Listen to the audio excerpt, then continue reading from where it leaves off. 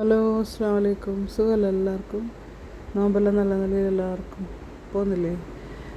അൽഹംദുലില്ലാ, റബ്ബ് സഹായിച്ചുകൂടി നോമ്പെല്ലാം ഉഷാർ തന്നെ. ഇന്നിപ്പോൾ ഞാൻ ഉണ്ടാക്കിയ ഈ ചെമ്മീൻ കക്കറോട്ടി ഉണ്ടല്ലോ, ചെമ്മീൻ മാത്രമല്ല മുരിങ്ങക്കായ്, അതാ സ്പെഷ്യൽ. അതാണ് ചെമ്മീൻ മുരിങ്ങക്കായ് കക്കറോട്ടി. ഉണ്ടാക്കാത്തവരാണെങ്കിൽ ഒന്ന് ട്രൈ ചെയ്ത് നോക്കുക തന്നെ വേണം. അത്രയും ടേസ്റ്റാട്ടോ. സൂപ്പർ എന്ന് പറഞ്ഞാൽ സൂപ്പർ ടേസ്റ്റാണ്. ബീഫും ചിക്കനും എല്ലാം ഒന്ന് മാറ്റി വെച്ചിട്ട് ഇതിലൊന്ന് ട്രൈ ചെയ്ത് നോക്ക്.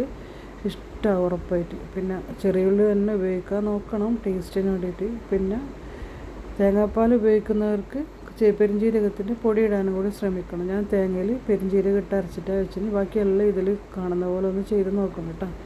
പിന്നെ ഞാൻ കക്കറോട്ടി ചെറുതായിട്ട് ഉരുട്ടിയിട്ടില്ല. എനിക്ക് കുറേ സമയം നിന്ന് ചെയ്യാനുള്ളൊരു ബുദ്ധിമുട്ടുമുണ്ട്. അപ്പോൾ കുറച്ചും കൂടി ചെറുതാക്കിയാൽ കാണാൻ ഭംഗിയുണ്ടാവും. വളരെ ടേസ്റ്റെല്ലാം ഒന്ന് തന്നെ, കാണാൻ ഭംഗിയുണ്ടാവും.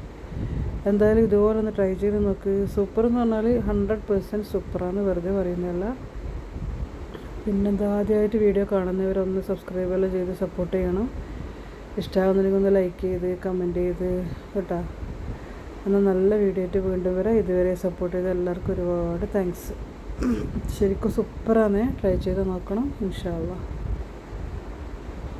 ഇത് ഇട്ടിട്ട് ഈ കറിയിൽ കുഴച്ച് കഴിഞ്ഞാൽ ഏകദേശം 2 മണിക്കൂറെങ്കിലും അതുപോലെ അടച്ച് വെക്കുക തന്നെ വേണം കേട്ടോ. ഇലയിൽ പൊതിഞ്ഞതാണെങ്കിൽ ഒരു മണിക്കൂർ കഴിയണം.